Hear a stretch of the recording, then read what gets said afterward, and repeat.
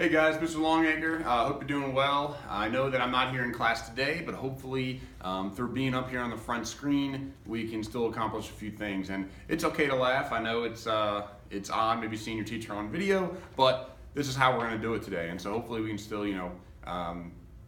learn a few things even though we're not together in the same exact physical space. So first thing you need to do is you need to grab this worksheet. Hopefully you already have it in front of you. You put your name on the top right hand side. And I'm going to guide you through the first page and then let you go through the rest with a partner. And if you see on this page, you'll notice that it's a review of what we talked about last time we were together, which is comparative advantage.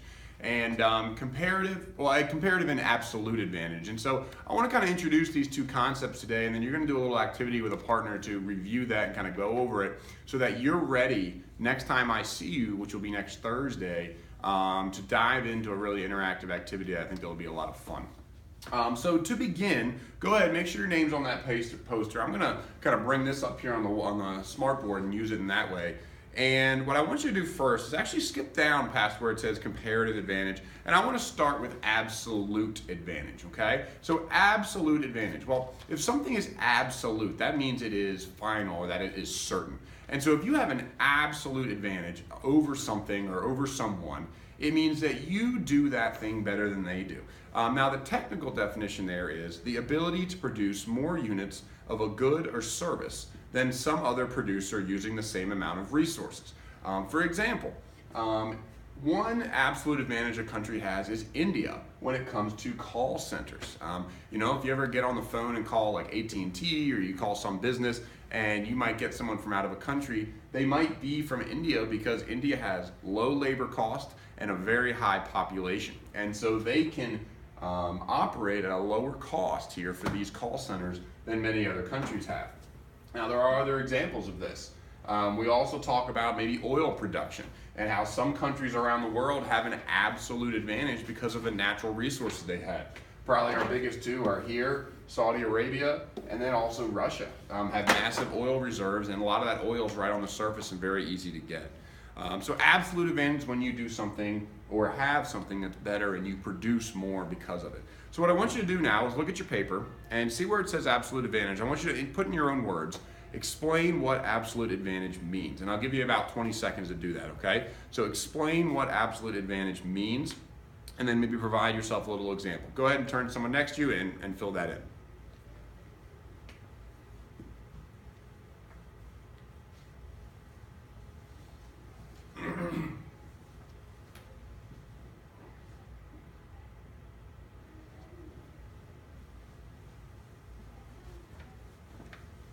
All right, did you get it?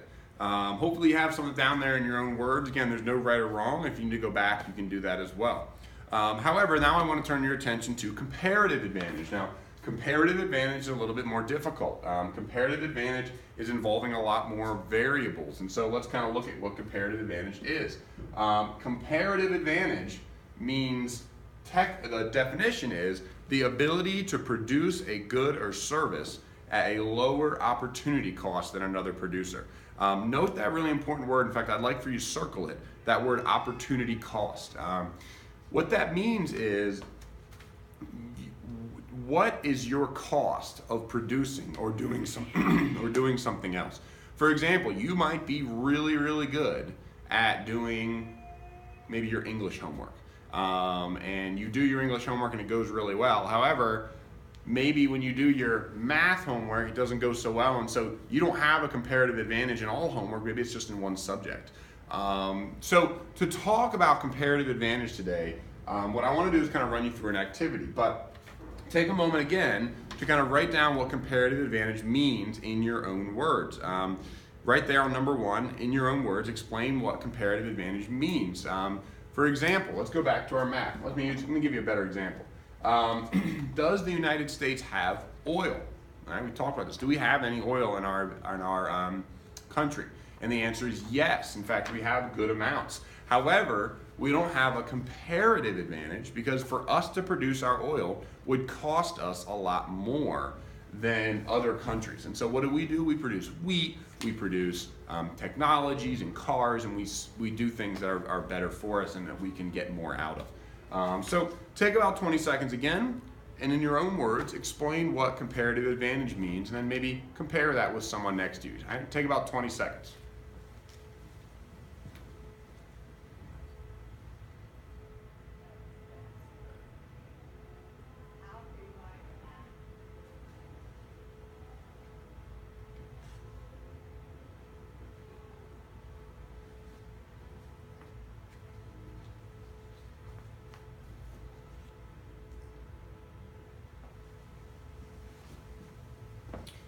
All right, now I haven't lost you yet, have I?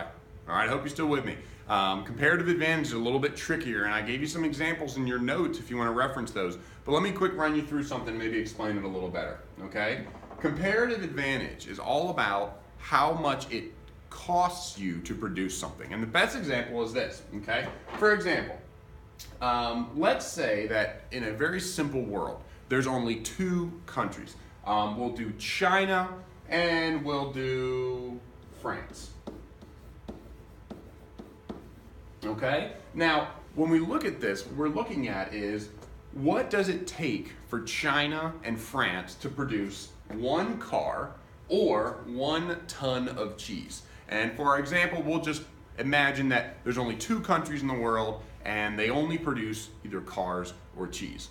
Maybe you would love that world. Maybe that's a perfect one for you. Now, in this case, what the cost of producing these things are hours or time. After all, time is money, right? So we're looking at this in terms of hours needed to produce. So let's say in terms of China, it takes them 15 hours to produce one car. And in France, it only takes them 4 hours to produce that car. Now, you might be looking at that and you're saying, well, okay, France has an absolute advantage over China. It takes them 4 hours to produce one car and 15 hours in China to produce the same car. So you would say they have an absolute advantage. But do they have a comparative advantage? Well, we don't know that yet because we don't know what the cost to them is. So let's go over and look at cheese. All right, well, let's say in China it costs them 5 hours to make a ton of cheese, and in France it costs them 2 hours to produce a ton of cheese. Now, absolute advantage, again, goes to France. However, let's look at what the cost is here, guys. For example, for China to produce one car, they would have to give up 3 tons of cheese, okay? Because in those 15 hours to produce a car, they could have made 3 tons of cheese. We're gonna write that in here. They have to give up 3 tons of cheese. Now, in France's case, if they make one car, how many tons of cheese do they give up? 4 divided by 2, they give up 2 tons of cheese. Now, that means that France, because they give up less, has a comparative advantage when it comes to creating cars. All right, you might be thinking, well, of course they do. That makes sense. However, if we flip it and we say, okay, if China produces cheese and it takes them 5 hours to produce that cheese, what do they give up in terms of car production? Well, they give up 1/3 of a car. 5 out of 15 is 1/3. If France makes cheese, they give up 2 hours when it could take 4 hours. They actually give up half a car. So in terms of the car production, France actually gives up more if they focus on making cheese, even though they have an absolute advantage in cheese. So comparatively speaking, China has a comparative advantage when it comes to making cars, but they do not have a comparative advantage when it comes to making cheese. So if you look at that last vocab word there on your front, what should each of these countries do? Well, each one should do what we call specialize, all right, or specialization. And that means that China should focus on making cheese, and France should focus on making cars. And by doing this, they'll make more, or it'll cost them less to produce this, and then they can trade with one another in order to get resources that otherwise they couldn't have access to.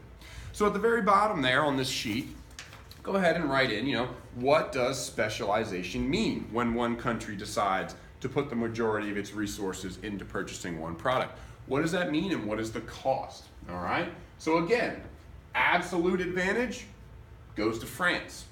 However, when we broke it down and we looked at comparatively speaking, it doesn't actually make sense for France to make both things. They should focus on cars and China should focus on cheese. All right, now, what you're gonna do is you're gonna grab a partner, you're gonna work on this second half. And what this second half of this activity is gonna do is really practice a lot of this vocabulary. So don't get frustrated if you get stuck. The substitute has most of the answers, so please refer to them. And good luck. All right, I will see you next Thursday, and I hope that this video kind of helps explain a few things about comparative and absolute advantage.